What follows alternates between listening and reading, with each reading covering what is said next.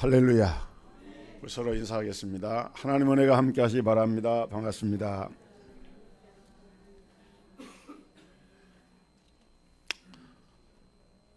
현대 전쟁사에서 우리나라에서 일어난 이 한국 전쟁은 놀라운 이런 전쟁이라고 이렇게 알려져 있습니다. 왜냐하면 1950년 6월 25일 날 북한이 기습적으로 남침을 해서 불과 2주 만에 부산까지 낙동강 전선까지 이렇게 밀려나고 이제 낙동강 이 전선 경산 7곡 이런 부산 방어진을 이렇게 두고 이제 전체 우리나라가 이렇게 괴뢰군에 의해서 북한군에 의해서 점령을 당하게 됩니다. 그랬는데 이제 인천 상륙 작전을 통해서 그 수도 서울을 탈환하고 9월 28일 날 이렇게 수도 서울을 탈환하게 되죠. 그러니까 6월 25일 날 전쟁이 발발하고 석 달 만에 다 뺏겼던 땅을 다시 찾아서 서울을 수복을 한 거예요. 근데 그때 인천 상륙 작전을 펼칠 때 그런 유명한 일화가 전해져 옵니다. 메가더 장군이 참모들을 모아가지고 이제 이 작전 회의를 하는데 부산부터 싸워서 올라오게 되면은 도저히 승산이 없는 게임이다. 인천을 통해서 상륙 작전을 해야 되는데 메가더 장군이 그런 안을 참모들에게 얘기를 하니까 그 당시 그 참모들이 다 반대를 했다 그래요. 왜냐하면은 인천은 이 간만의 차가 굉장히 심한 해안이고 갯벌이 넓게 펼쳐 있기 때문에 그런 지역을 상륙 작전을 감행한다는 것이 어렵다는 겁니다. 이것은 도저히 불가능하다 이렇게 판단한. 그래서 참모들이 다 반대를 했어요. 그때 메가더 장군이 이렇게 말했습니다. 귀관들은 모두가 세계 1, 2차 대전을 치른 세계 최고 수준의 참모들인데 그런 기관들이 이 작전을 도무지 불가능한 것으로 판단하고 있다면은 적들도 마찬가지다. 설마 우리가 그것으로 상륙하리라고는 꿈에도 생각하지 못하고 있을 것이다. 그러니 우리가 이 작전은 반드시 성공할 수가 있다. 기습을 하게 되니까 절대 다수의 상식을 깨뜨리는 이 발상의 전환이 패전의 상황을 호전시킨 위대한 결단이 되었던 것입니다.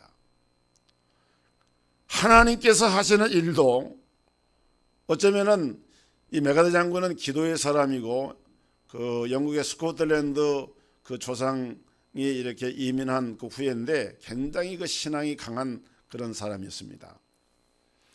그런데 하나님도 이렇게 불가능한 것을 도저히 할 수 없다고 사람들이 생각하는 것을 완전히 바꾸시는 그러한 일을 행하시는 하나님이셔요. 우리 기독교 역사 가운데 널리 알려진 전도자 가운데 최봉석 목사님이 있습니다.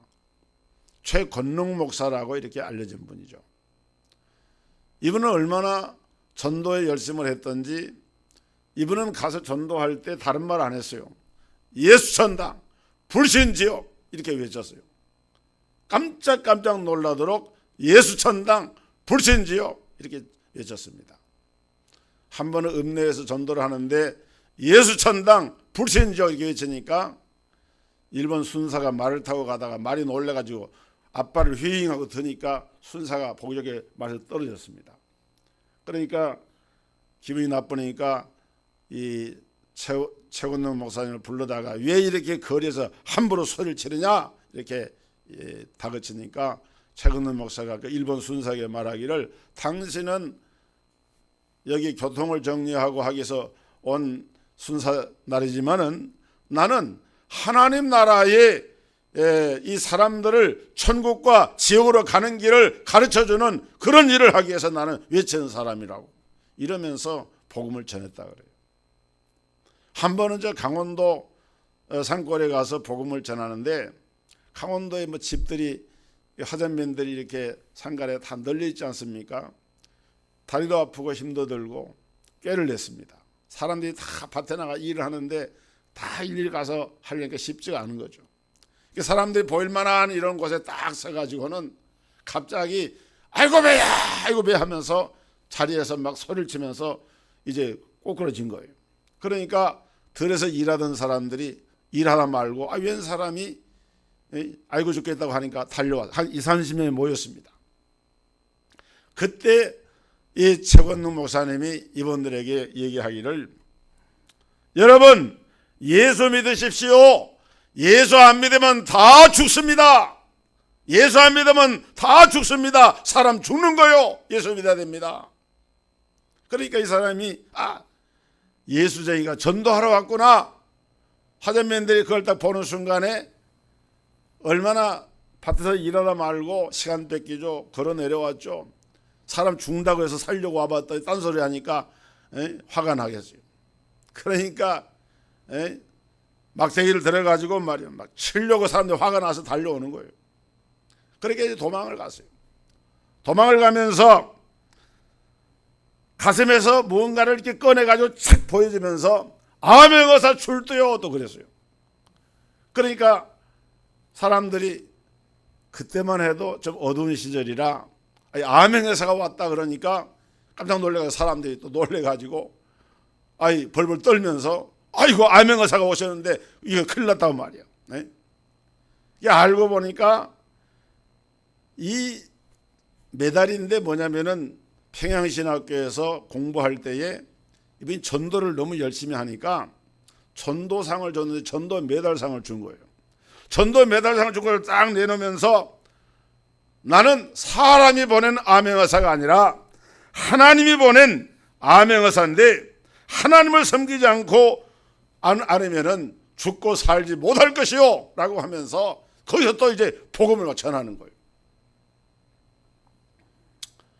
여러분 지금 우리가 생각해 보면은 일종의 무용담처럼 보이지만은, 그런데 놀라운 것은 그렇게 해서 한 사람 두 사람 예수를 믿고 이 최권능 목사님을 통해서 예수를 믿고 사명을 받고 이런 사람들이 부지기수로 많았다는 거예요.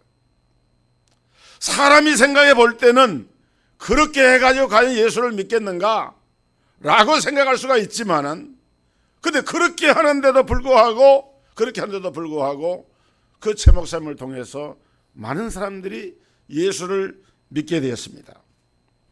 어찌 보면은 참으로 미련해 보이고 어리숙해 보였지만은 그 어리석고 미련해 보이는 그 방법이 사실은 하나님의 능력이었던 거예요. 여러분 우리나라에 서양의 선교사님이 들어온 공식 일자가 1885년 4월 5일 날 부활주일 아침이었습니다. 부활주일이었어요.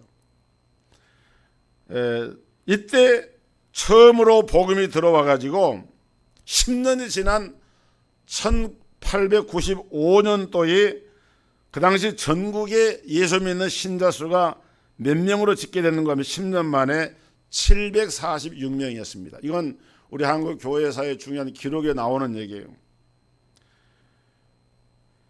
그리고 또 1년이 지난 1896년에는 8,496명이 됐고 10배로 배가가 된 거죠. 또 그로부터 그러니까 복음이 전해진 1885년부터 15년 후인 1900년에는 18,081명으로 급속도로 신자가 불어났어요. 그리고 이제 약 1세기를 지나서 오늘날 우리 한국에는 기독교인들이 그러니까 10,000배의 이런 부흥이 일어나 가지고 1,000배 부흥이 일어나가 1,000배 만배 부흥이 일어나 가지고 지금은 1,000만 명에 이르는 이런 예수 믿는 사람들이 천만에 이르는 우리 한국 교회가 되어준 줄로 믿으시길 바랍니다. 이런 사례는 세계 선교 역사 가운데 흔하지가 않다 그래요. 불과 100여 년 만에 10,000배 이런 축복을 받아가지고 이렇게 신앙이 성장한 이런 역사들이 흔치가 않은 거예요. 여러분, 지금 우리 한국교회가 여러 가지로 위기라고 하는 말을 합니다. 왜냐하면 교인들이 감소하고 있고 교회들이 많은 어려움을 겪고 있습니다. 전도를 안 하고 있느냐? 전도를 안 하는 것은 아니라 그래요. 전도를 합니다. 전도는 하는데 영혼 구원에 대한 열정이, 그 간절함이 예전과 같지가 않다는 거예요.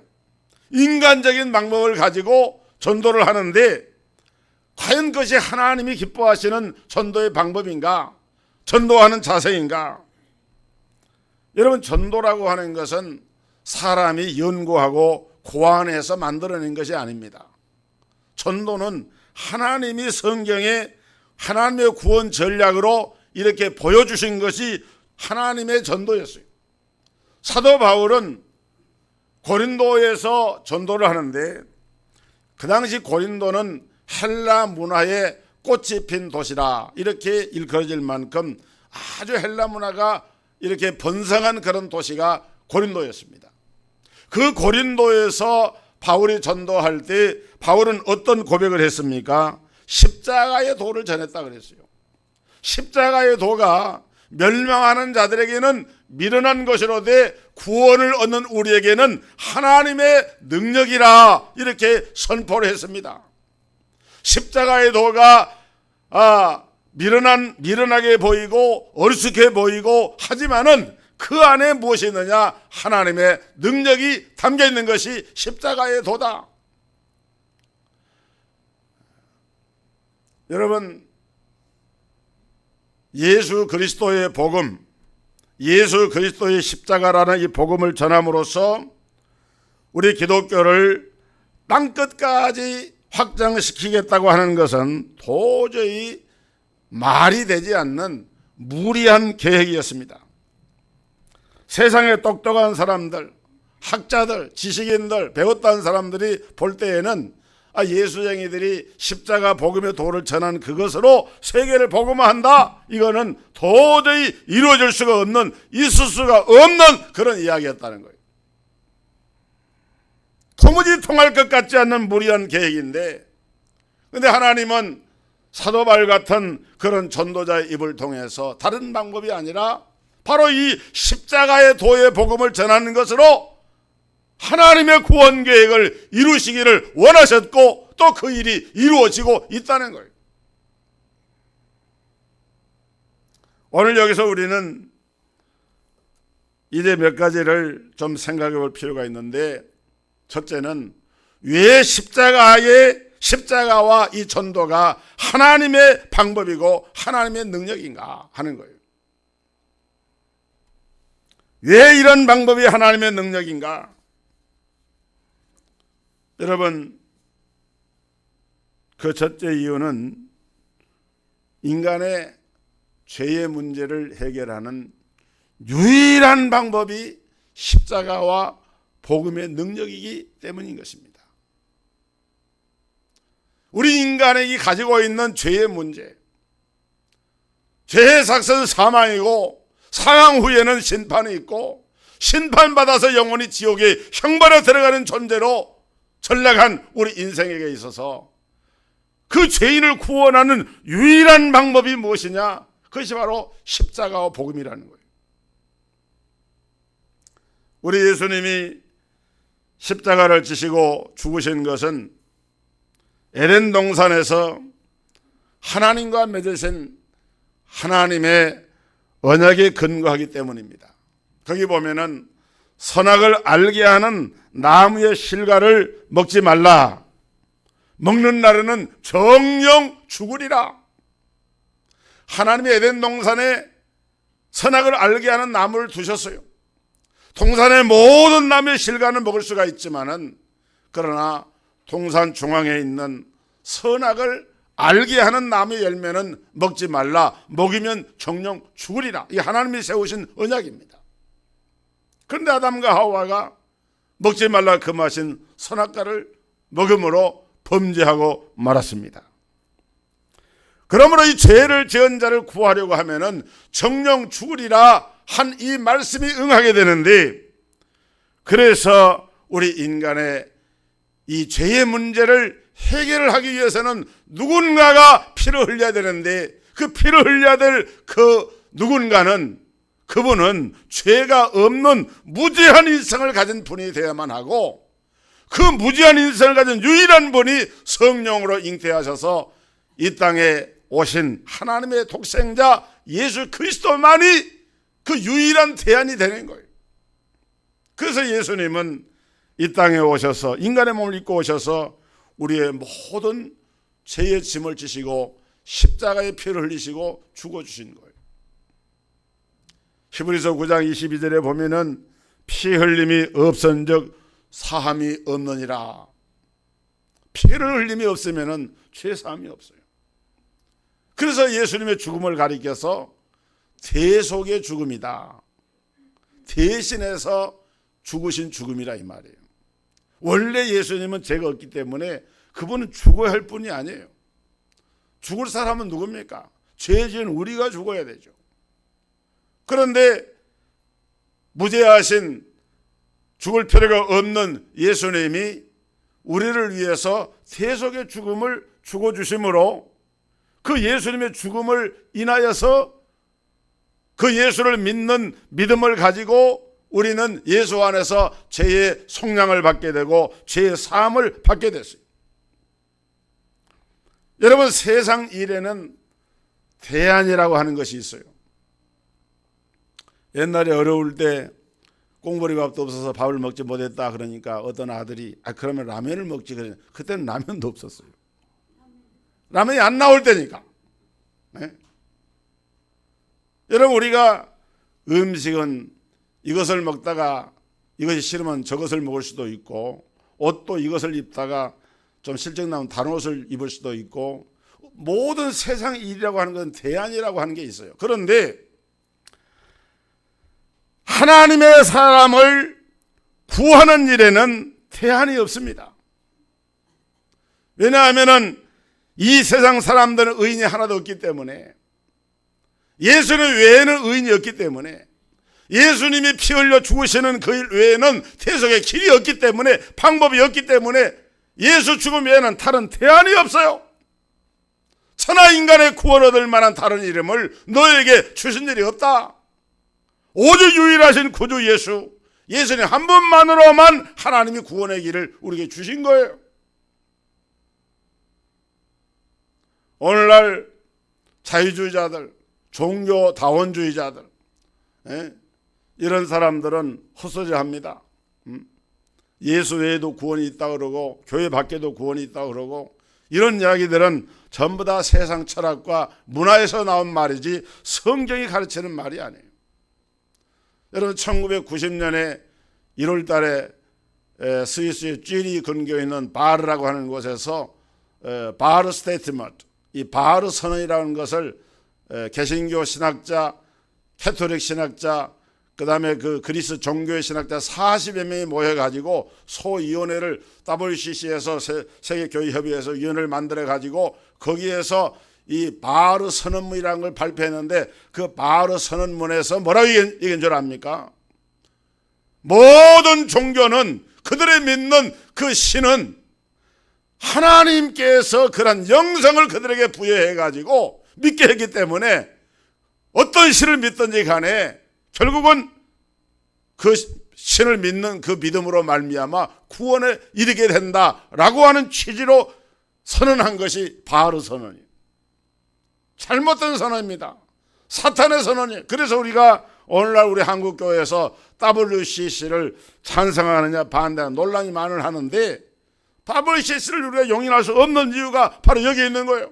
예수 외에 다른 어떤 구원자가 있다고 말하는 것은 전부 다 잘못된 거예요. 여러분, 구원의 주님은 오직 예수님 뿐인 줄로 믿습니다. 한번 따라 합시다. 주는 그리스도시요 살아계신 하나님의 아들이시니이다. 오직 예수님만 구주이심을 믿으시기를 주의 이름으로 축원합니다. 그러기 때문에 이 십자가의 도에는 능력이 있어요. 십자가의 도는 우리에게 구원을 주신 하나님의 능력이 담겨있기 때문에 그래서 십자가의 도를 전하는 거예요. 뿐만 아닙니다. 이 십자가의 도에는 하나님의 지혜와 열심이 담겨져 있어요. 여러분, 십자가 복음은 이건 하나님의 지혜라 그랬어요. 세상 지혜가 아닙니다. 세상 지혜는 사람이 머리를 써서 연구해가지고 이렇게 저렇게 생각해보고 하겠죠. 그러나 하나님은 여러분, 사람의 지혜가 하나님의 지혜를 따를 수가 없는 것입니다. 아무리 사람이 깊이 연구하고 노력을 해도 하나님의 지혜를 따를 수가 없어요.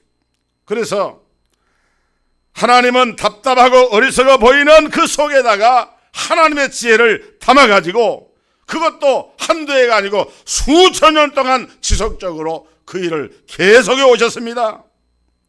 여러분, 사람을 구원하는 방법을 우리가 생각해 볼 때 이렇게 하면 어떻겠어요? 하나님이 천군 천사를 동원해가지고 명령을 해가지고 믿으라고 하면 될 것 아니에요? 그런데 성경에 보면은 천군 천사는 전도자가 된 일이 없습니다. 또 전도를 해도 안 되는 사람에게 하나님이 한 번만 꿈속에 딱 나타나가지고 나를 믿어라, 안 믿으면 너 죽는다, 이렇게 한마디 말씀을 하시면은 벌벌 떨면서 예수 믿을 것 아닙니까? 근데 하나님은 그런 방법을 쓰시질 않아요. 왜 그러느냐?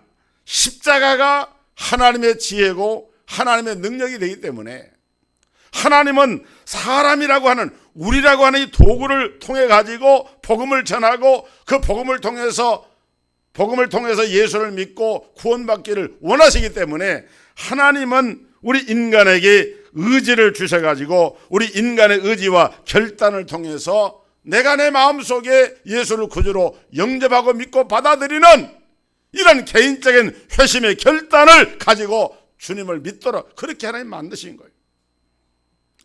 하나님은 얼마든지 당신의 나라를 당신 혼자의 힘으로 만들 수도 있지만은 하나님은 그렇게 하지를 아니하시고 놀랍게도 저와 여러분을 하나님의 동역자로 세우셔서 이 하나님의 나라를 세워가기를 원하셨다. 이것이 바로 하나님의 지혜고 하나님의 능력이라는 사실인 것입니다.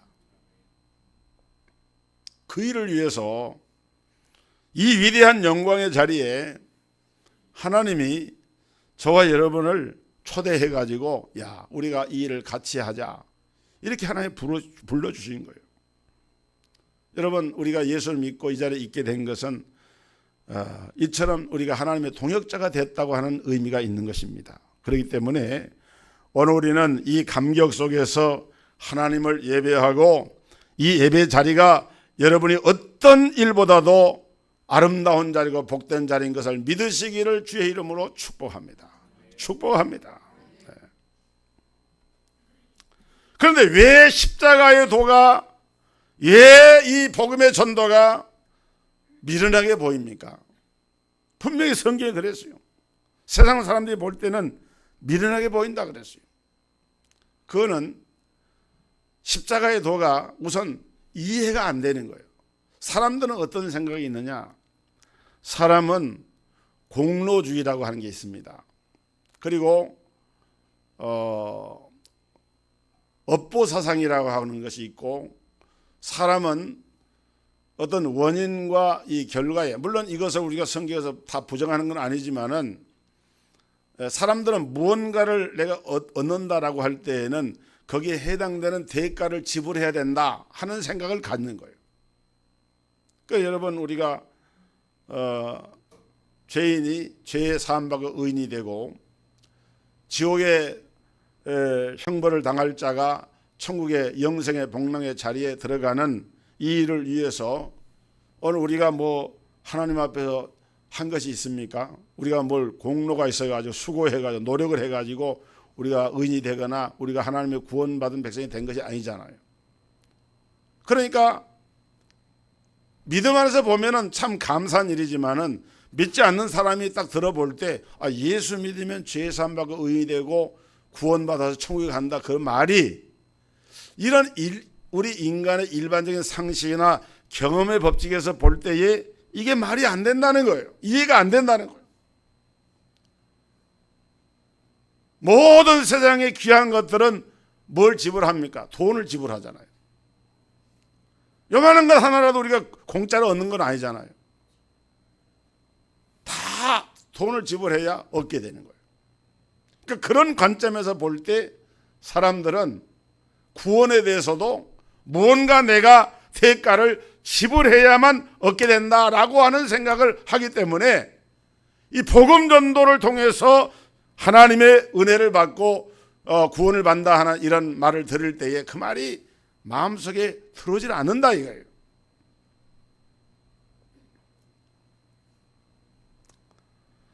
다른 종교는 구원을 위해서, 특히나 이 세상의 기독교 외의 모든 종교는 그렇습니다. 모든 종교는 다 자율종교라 그래요. 자율종교. 자율이라고 하는 말은 자기 스스로 노력을 해서 구원 얻을 만한 선행을 통해서 어떤 카르마, 업을 통해서 그래서 그 결과로 내가 구원받는다 라고 하는 걸 가르치는, 불교라고 하는 것도 업보가 그런 거 아닙니까? 인도의 힌두교라든지 이슬람교라든지 또 무슨 유교라든지 전부 다 인간의 선행과 업적을 통해서 그 결과로 구원을 받는다고 하는 것을 주장하는 세상의 모든 종교가 이것은 일반입니다. 그런데 유일하게 우리 기독교만은 이것을 배제합니다. 그렇지 않다. 결국 중요한 것은 우리가 하나님을 믿는 믿음으로 구원을 받는데, 이 믿음이라고 하는 것도 나에게서 발원되는 것이 아니에요. 성경에 보면은 이 믿음조차도 하나님이 우리에게 은혜로 선물로 주셔야만 예수를 믿는 믿음을 갖게 되는 거예요. 그래서 예배서 2장 8절에 너희가 그 은혜를 인하여 믿음으로 말미암아 구원을 얻었나니 이것이 너희에게서 난 것이 아니라 하나님의 선물이라. 여러분 예수 믿으시죠? 크게 아멘 하세요. 예수 믿으시죠? 근데 그 믿음이 여러분이 만들어낸 겁니까? 하나님 주신 겁니까?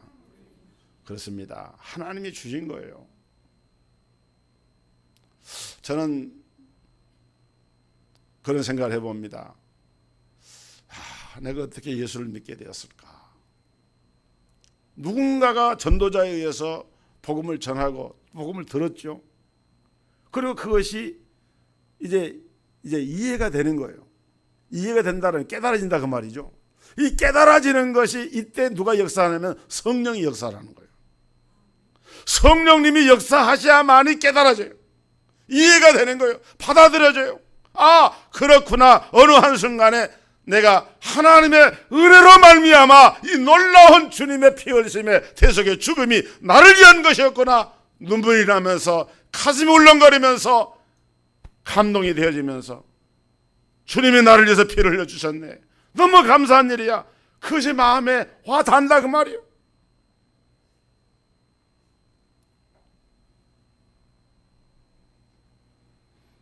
여러분 생각해 보세요. 하나님의 은혜가 이렇게 크고 엄청난데 우리가 그 은혜를 받고 사는데 사람들이 그 은혜를 모르는 거예요. 깨달지를 못하는 거예요. 성령의 감동과 감화를 받지 못하면은 아무리 그 사람이 지식이 있고 학문이 높아도요, 아무리 그 사람이 세상에서 권력을 가져도요, 그거 가지고는 복음을 이해할 수가 없고 깨달을 수가 없어요. 성령님이 그런 감동을 주셔야만 된다 이거예요. 그런데 여러분 이런 거 한번 생각해 보셨습니까?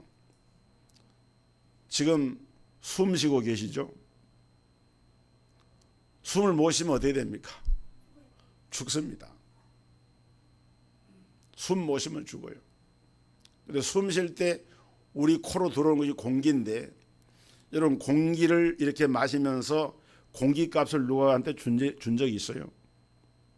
없어요. 혹시 병원에서 중환 수술 받을 때 산소 마스크를 쓰고 그때 산소가 이게 흡입이 됩니다. 나중에 병원비 나올 때 보면은 산소 호흡기 거기에 들어간 거 다 계산돼서 거기서 돈이 병원비에 포함돼서 나오는 거예요. 그런데 우리가 평생 동안 숨 쉬면서 호흡을 하지만은 공기 호흡했다고 해가지고 공기값을 누구에게 줘본 적이 없어요.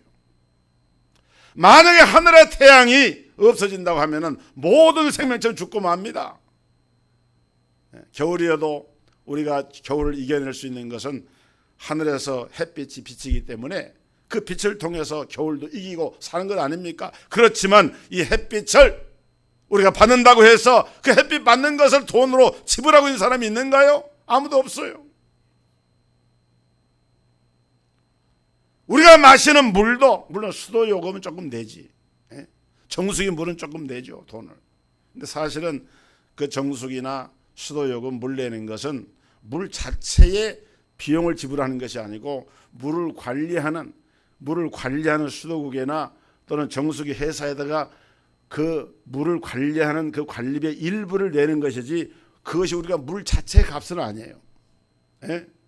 그런데 이 물을 마시지 못하면 죽는 거예요. 이렇게 따지고 보면은 우리가 마시는 물이나 호흡하는 공기나 받는 햇볕이나 이걸 누가 만들었어요? 햇빛과 공기와 이 물을 누가 만드셨어요? 하나님이 하나님이 주인이에요. 하나님이 주신 거예요, 선물로. 근데 하나님이 이런 것들을 다 어떻게 줍니까? 우리가 값을 도저히 지불할 수 없으니까 거저 주신 것 아닙니까? 할렐루야. 정말 필요한 것, 우리 인간의 생존에 없어서는 안 되는 것들은 돈 주고 사는 것이 아니라 하나님이 다 공짜로 주신 거예요. 구원의 은혜도 마찬가지. 하나님께서 우리를 구원하실 때 도저히 구원받을 수 있는 그런 존재가 아닌데 그렇게 우리로 하여금 예수를 믿고 구원받게 하시려고 하나님께서 이 모든 것들을 은혜의 선물로 우리에게 주신 것입니다. 이것이 바로 십자가의 도예요. 전도서 8장 17절에 하나님의 모든 범사를 살펴보니 해 아래서 하시는 일을 사람이 능히 깨달을 수 없도다.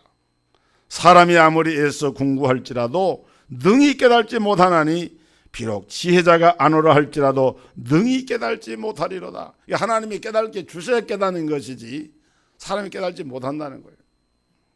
예수님도 그런 말씀했습니다. 마태복음 13장 13절로 14절에 그러므로 내가 저희에게 비유로 말하기는 저희가 보아도 보지 못하며 들어도 듣지 못하며 깨달지 못함이니라. 이사야 예언이 저희에게 이루었으니 일렀으되 너희가 듣기는 들어도 깨달지 못할 것이요 보기는 보아도 알지 못하리라. 참 놀라운 거예요. 여러분, 사탄은 우리 마음속에다가 의심을 심어주고 우리의 마음속에 미혹의 영을 부어서 혼미의 영을 부어가지고 하나님의 진리를 깨달지 못하게 합니다. 만약에 우리가 사탄에게 먼저 점령을 당했다고 하면은 우리도 그렇게 됐을 거예요. 그런데 하나님이 웬 은혜, 웬 사랑으로 우리에게 은혜를 베풀어서 어느 한순간에 우리는 복음을 들을 때 그 말씀이 깨달아졌어요. 마음의 빛으로 와 닿았어요. 성령의 감동으로 와진 거예요.